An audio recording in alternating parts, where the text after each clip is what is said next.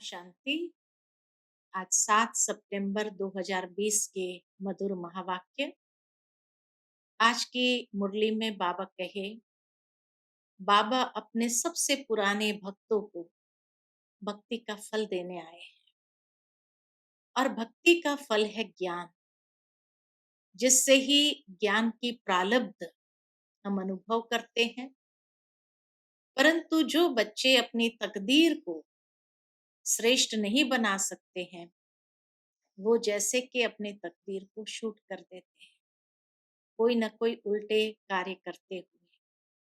सुनते हैं बाबा के मधुर महावाक्य। ओम शांति। मीठे बच्चे, बाप आए हैं तुम पुराने भक्तों को भक्ति का फल देने। भक्ति का फल है ज्ञान, जिससे ही तुम्हारी सद्गति होती है। प्रश्न है, कई बच्चे चलते चलते तकदीर को आप ही शूट करते हैं, कैसे? उत्तर है, अगर बाप का बनकर सर्विस नहीं करते, अपने पर और दूसरों पर रहम नहीं करते, तो वह अपनी तकदीर को शूट करते हैं, अर्थात पद भ्रष्ट हो जाते हैं। अच्छी रीति पढ़े, योग में रहे, तो पद भी अच्छा मिले। सर्विसेबल बच्चों को तो सर्विस का बहुत शौक होना चाहिए।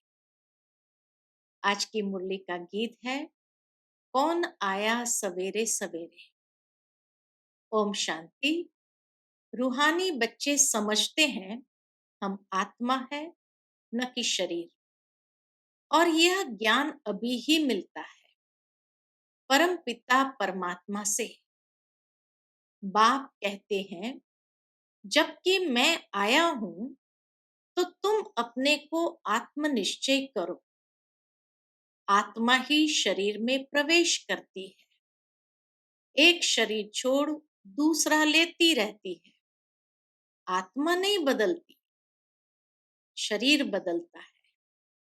आत्मा तो अविनाशी है, तो अपने को आत्मा समझना है, यह ज्ञान कभी कोई दे न सके। बाप आए हैं बच्चों की पुकार पर। बाबा आए ही है हम बच्चों के पुकार पर। यह भी किसको पता नहीं है कि यह पुरुषोत्तम संगम युग है। बाप आकर समझाते हैं, मेरा आना होता है कल्प के पुरुषोत्तम संगम युग पर, जबकि सारा विश्व पुरुषोत्तम बनता है। इस समय तो सारा विश्व कनिष्ठ पतित है। उसको कहा जाता है अमरपुरी, यह है मृत्यु लोक। मृत्यु लोक में आसुरी गुण वाले मनुष्य होते हैं, अमर लोक में दैवी गुण वाले मनुष्य, इसलिए उनको देवता कहा जाता है। यहाँ भी अच्छे स्वभाव वाले को कहा जाता है। आज की दुनिया में भी कोई बहुत अच्छे स्वभाव वाले होते हैं तो उनको कहा जाता है, ये तो जैसे देवता है। कोई दैवी गुण वाले होते हैं, इस समय सब है आसुरी गुण वाले मनुष्य, 5 विकारों में फंसे हुए हैं। तब गाते हैं, इस दुख से आकर लिबरेट करो। कोई एक सीता को नहीं छुड़ाया, बाबा ने समझाया है, भक्ति को सीता कहा जाता है। जो भी मनुष्य आत्माएं सब भक्ति करते हैं, वो सभी सीताएं हैं, जिनकी परमात्मा राम से प्रीत है, तभी तो भक्ति करते हैं। तो बाबा कहे उनको सीता कहा जाता है। भगवान को राम कहा जाता है, जो भक्तों को फल देने आते हैं। इस बेहद के रावण राज्य में सारी दुनिया फंसी हुई है। उन्हों को लिबरेट कर राम राज्य में ले जाते हैं। रघुपति राघव राजा राम की बात नहीं है, ये परमात्मा राम की बात है। जैसे दुनिया में कहा जाता है 4 राम होते हैं, एक राम दशरथ का बेटा, दूजा राम घटघट में लेटा, आत्मा को भी राम कहा गया। तीसरा राम जगत से न्यारा, परमात्मा को भी राम कहा जाता। और चौथा राम शकल पसारा, जिनके शकल पर राम नाम दिया गया है। तो इसीलिए बाबा कहे कि सारी दुनिया जो रावण के राज्य में फंसी है, उन्हों को लिबरेट कर राम राज्य में ले जाने वाला वो परमात्मा राम है। कोई रघुपति राघव राजा राम की बात नहीं है, दशरथ के बेटे राजा राम की बात नहीं है। वह तो त्रेता के राजा थे। अभी तो सभी आत्माएं तमो प्रधान जड़जड़ीभूत अवस्था में है। सीढ़ी उतरते उतरते नीचे आ गए, पूज्य से पुजारी बन गए। देवताएं किसकी पूजा नहीं करते, वह तो है ही पूज्य। फिर वह जब वैश्य शूद्र बनते हैं तो पूजा शुरू होती है। वाम मार्ग में आने से पुजारी बनते हैं। पुजारी देवताओं के चित्र के आगे नमन करते हैं। पुजारी लोग देवताओं के चित्र के सामने जाकर नमन करते हैं। इस समय कोई एक भी पूज्य हो नहीं सकता है। ऊंचते ऊंच भगवान पूज्य, फिर है सतयुगी देवताएं पूज्य। ऊंचते ऊंच परमात्मा को कहा गया पूज्य, फिर सतयुगी देवताएं जो है वो पूज्य है। इस समय तो सब पुजारी है। पहले पहले शिव की पूजा होती है, वह है अव्यभिचारी पूजा। द्वापर युग आरंभ होते ही शिव की पूजा आरंभ हो जाती है। उस समय के सभी राजाओं के महलों में भी शिव का मंदिर होता है, जिसकी पूजा होने लगती है। वह सतो प्रधान, वह पूजा भी जैसे सतो प्रधान पूजा, वह सतो प्रधान, फिर सतो, फिर देवताओं से भी उतर कर, देवताओं की पूजा माना सतो, फिर उससे भी नीचे उतरकर जल की, मनुष्य की, पक्षियों आदि की पूजा करने लग पड़ते हैं।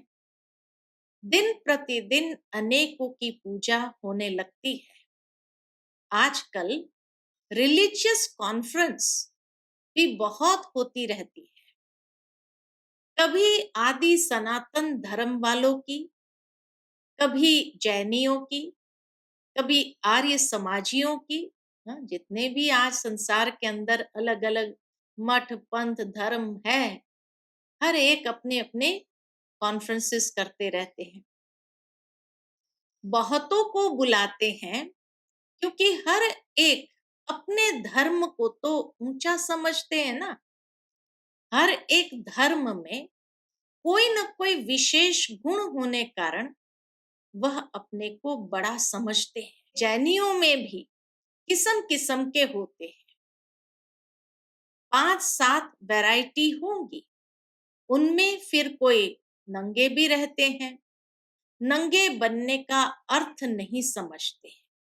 वास्तव में परमात्मा ने आकर के कहा अशरीरी बनो, शरीर से भी ऊपर हो जाओ। तो अशरीरी बनने की बात है, लेकिन अर्थ नहीं समझते हैं।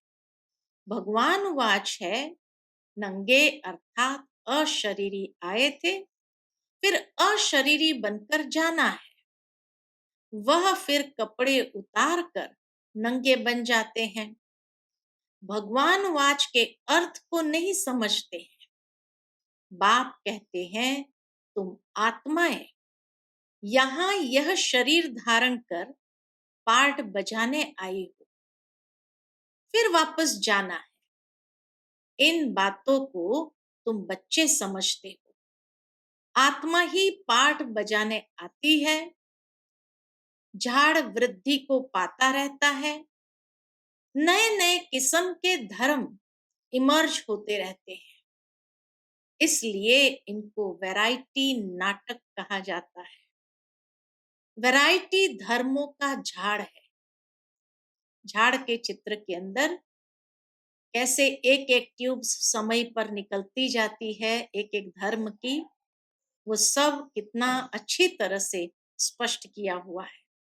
तो बाबा कहे वैरायटी धर्मों का झाड़ है। इस्लामी देखो कितने काले हैं, उन्हों की भी बहुत ब्रांचेस निकलती है। मोहम्मद तो बाद में आए हैं, पहले है इस्लामी। मुसलमानों की संख्या बहुत है। अफ्रीका में कितने शाहूकार है, सोने हीरे की खानियां हैं, जहां बहुत धन देखते हैं तो उस पर चढ़ाई कर धनवान बनते हैं। बाबा जैसे हिस्ट्री भी बहुत अच्छे से जानते हैं दुनिया की, कि जहां पर भी बहुत सारा धन था, तो इसीलिए वेस्ट अफ्रीका के अंदर देखा जाए तो सोने की खानियां है, आइवरी कोस्ट है, और इस तरह से हाँ, जो धन माल बहुत होते हैं वहां पर ये लोग गए, सारे लोगों पर कन्वर्ट किया और वहां का धन माल सब उठा करके ले आए, चढ़ाई करके फिर धनवान बनते हैं। क्रिश्चियन लोग भी कितने धनवान बने।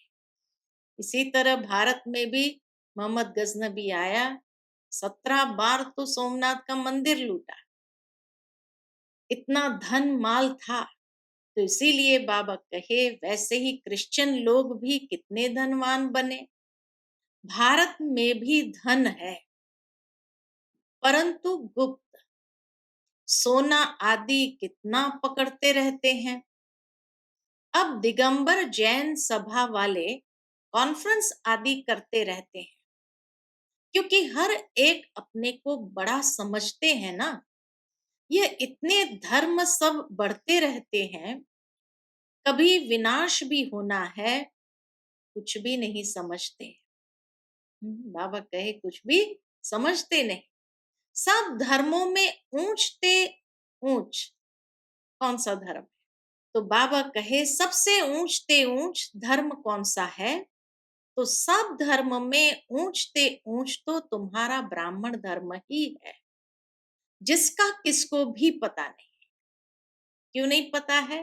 क्योंकि दुनिया के अंदर ब्राह्मणों को एक जाति समझते हैं, धर्म नहीं समझते।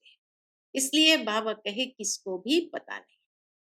कलयुगी ब्राह्मण भी बहुत है, परंतु वह है मुख वंशावली ब्राह्मण। प्रजापिता ब्रह्मा के मुख वंशावली ब्राह्मण, वह तो सब भाई बहन होने चाहिए। अगर वह अपने को ब्रह्मा की औलाद कहलाते हैं तो भाई बहन ही ठहरे, फिर शादी भी कर न सके।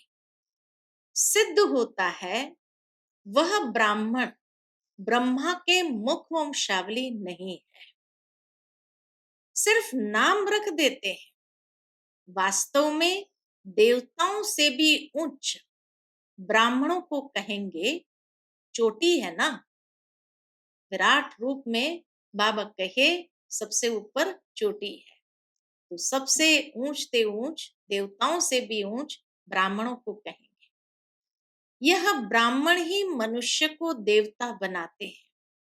पढ़ाने वाला है परम पिता परमात्मा, स्वयं ज्ञान का सागर। यह किसको भी पता नहीं है। बाप के पास आकर ब्राह्मण बनकर फिर भी कल शूद्र बन पड़ते हैं। पुराने संस्कार पलटने में बड़ी मेहनत लगती है। अपने को आत्मनिश्चय कर बाप से वर्षा लेना है। रूहानी बाप से रूहानी बच्चे ही वर्षा लेंगे। बाप को याद करने में ही माया विघ्न डालती है। बाप कहते हैं, दुनिया में कहावत है, हथ कारडे दिल यार दे। अर्थात हाथों से काम करते रहो, दिल परमात्मा में लगा रहे। तो बाप कहते हैं हथकार दे, दिल यार दे। यह है बहुत सहज। ऐसे कर्म योगी बनना बाबा कहे बहुत सहज है। जैसे आशिक माशुक होते हैं जो एक दो को देखने बिगर रह न सके, बाबा तो माशुक ही है। आशिक सब बच्चे हैं जो बाप को याद करते रहते हैं। एक बाप ही है जो कभी किसी पर आशिक नहीं होता। बाबा कहे एक बाप ही है जो कभी किसी पर आशिक नहीं होता, क्योंकि उनसे ऊंच तो कोई है नहीं। बाकी हाँ, बच्चों की महिमा करते हैं। तुम भक्ति मार्ग से लेकर मुझ माशुक के सब आशिक हो। बुलाते भी हो कि आकर दुख से लिबरेट कर पावन बनाओ। तुम सब हो ब्राइड्स, मैं हूं ब्राइड ग्रूम। बाबा कहे तुम सब हो ब्राइड्स, मैं हूं ब्राइड ग्रूम।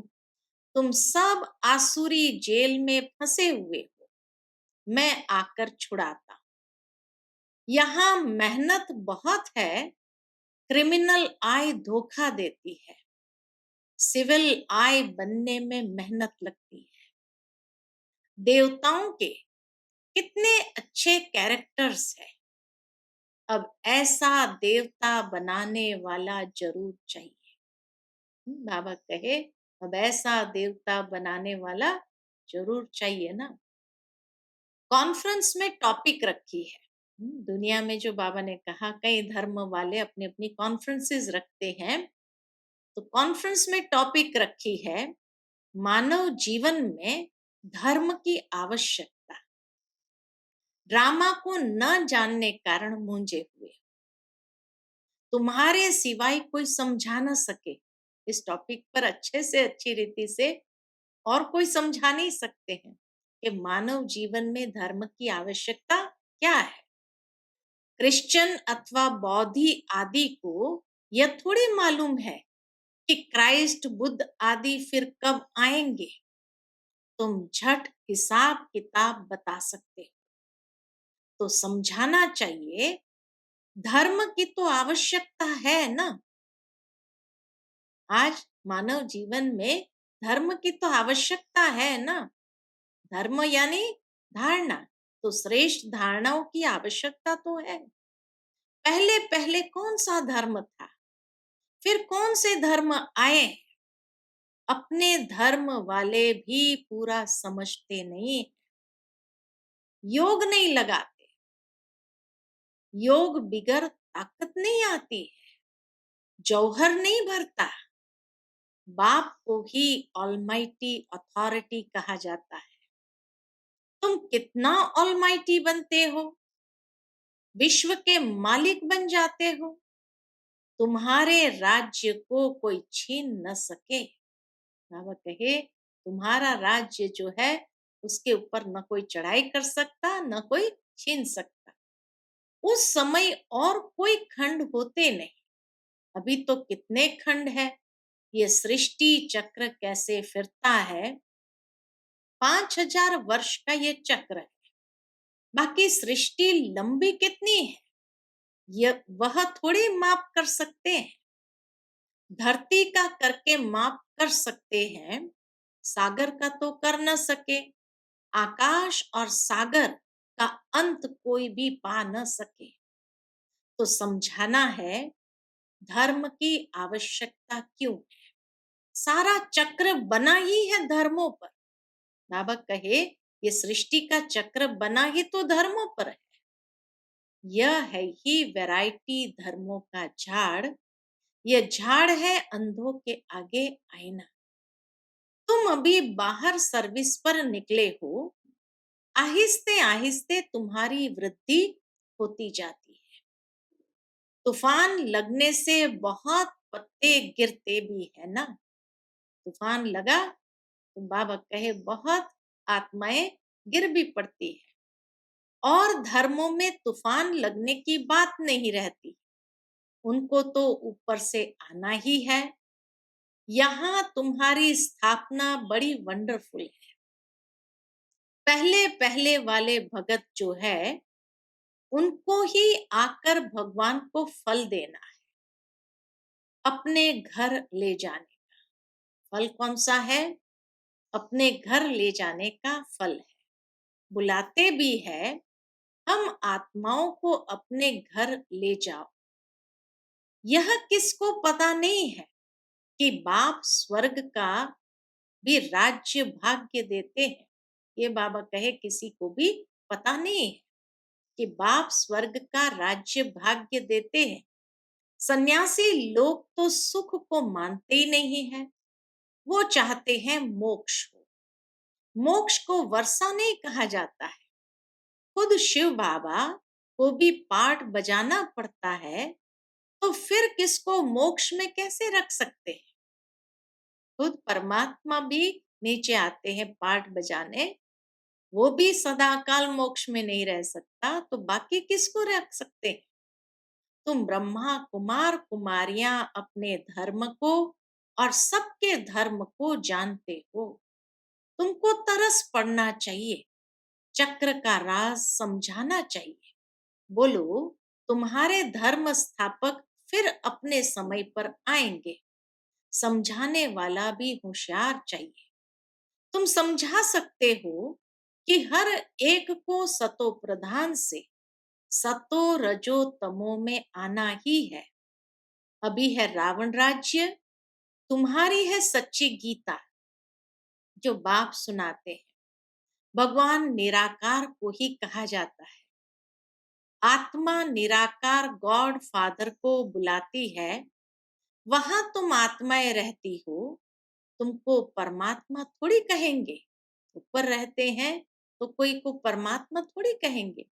परमात्मा तो एक ही है, ऊंचते ऊंच भगवान।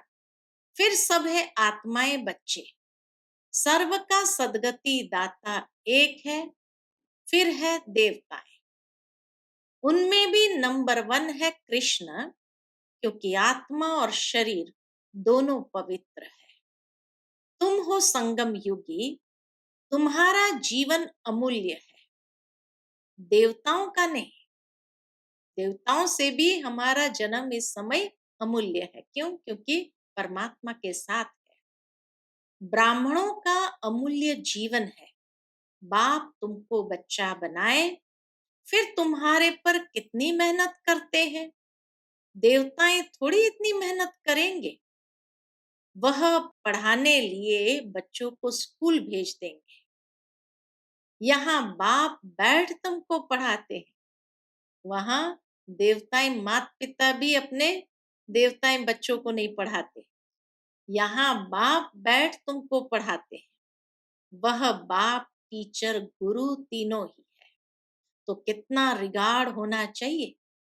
सर्विसेबल बच्चों को सर्विस का बहुत शौक होना चाहिए। बहुत थोड़े हैं जो अच्छे होशियार है तो सर्विस में लगे हुए हैं।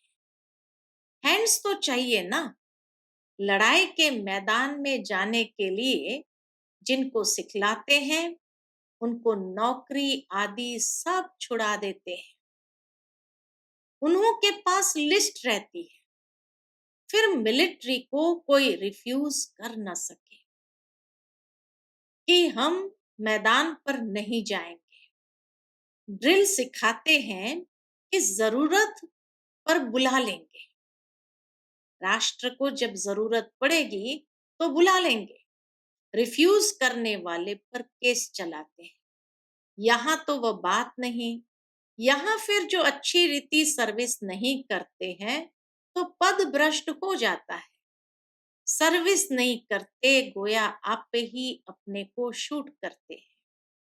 पद भ्रष्ट हो जाता है, अपनी तकदीर को शूट कर देते हैं।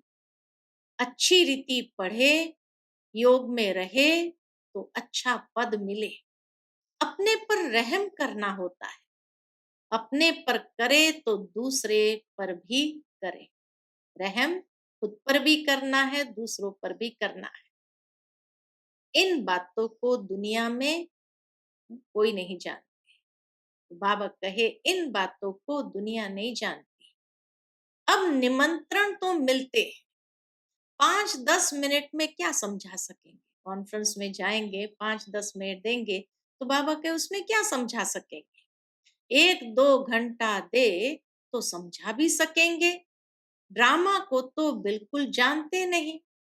पॉइंट्स अच्छी अच्छी जहां तहां लिख देनी चाहिए, परंतु बच्चे भूल जाते हैं। बाप क्रिएटर भी है, तुम बच्चों को क्रिएट करते हैं, अपना बनाया, डायरेक्टर बन डायरेक्शन भी देते हैं, श्रीमत देते हैं और फिर एक्ट भी करते हैं, ज्ञान सुनाते हैं। यह भी उनकी ऊंचते ऊंच एक्ट है ना। ड्रामा के क्रिएटर, डायरेक्टर और मुख्य एक्टर को न जाना तो क्या ठहरा? अच्छा, मीठे मीठे सिकिलदे बच्चों प्रति माता पिता बाप दादा का याद प्यार और गुड मॉर्निंग। रूहानी बाप की रूहानी बच्चों को नमस्ते। हम सब रूहानी बच्चों की रूहानी माता पिता बाप दादा को याद प्यार, गुड मॉर्निंग और नमस्ते नमस्ते। शुक्रिया बाबा, शुक्रिया। आज की मुरली से धारणा के लिए मुख्य सार है। पहली पॉइंट, इस अमूल्य जीवन में, ब्राह्मण अमूल्य जीवन है, तो इस अमूल्य जीवन में पढ़ाने वाले टीचर का बहुत बहुत रिगार्ड रखना है। पढ़ाई में अच्छा होशियार बन, सर्विस में लगना है, अपने ऊपर आपे ही रहम करना है। दूसरी पॉइंट, अपने आप को सुधारने के लिए सिविलाइज्ड बनना है, अपने कैरेक्टर सुधारने हैं, मनुष्य को देवता बनाने की सेवा करनी है। आज का मीठा वरदान है, संकल्प और बोल के विस्तार को सार में लाने वाले, संकल्प और बोल के विस्तार को सार में लाने वाले अंतर्मुखी भव।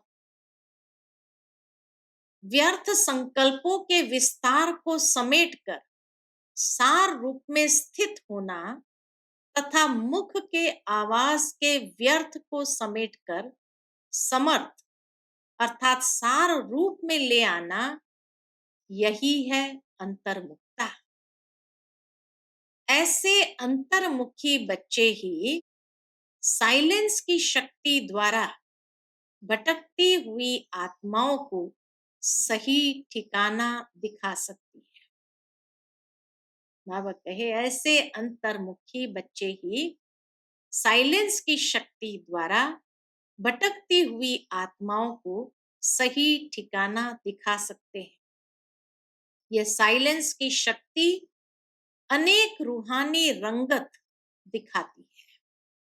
साइलेंस की शक्ति से हर आत्मा के मन का आवाज इतना समीप सुनाई देता है जैसे कोई सन्मुख बोल रहा है। आज का स्लोगन है, स्वभाव संस्कार संबंध संपर्क। स्वभाव संस्कार संबंध संपर्क में लाइट रहना अर्थात फरिश्ता बनना।